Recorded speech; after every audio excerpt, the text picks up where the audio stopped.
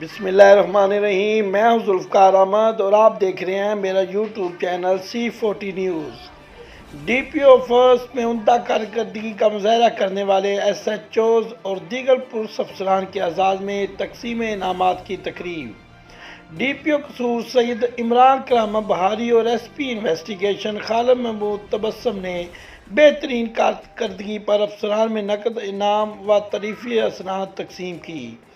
کارکردگی کے لحاظ سے ضلع بھر میں پہلے نمبر پر SHO B division doctor Zulfiqar Ahmad, دوسرے پر SHO صدر قصور میاں جسیم اور تیسرے پر SHO CD چونیا راہیل خان قرار پائے۔ پولیس سروس کا مقصد غریب آدمی کی خدمت تھا۔ تھانوں میں آنے والوں سے اخلاص سے پیش آئیں، نقص امن کا سبب بننے والے عناصر سے آئینی ہاتھوں سے نپٹا جائے۔ سید عمران کرامت بخاری۔ ڈاکوؤں، مجرمان، اشتہاریوں، گنڈا و قبضہ مافیا، منشیات فروشوں کا قصور سے خاتمہ یقینی بنایا جائے۔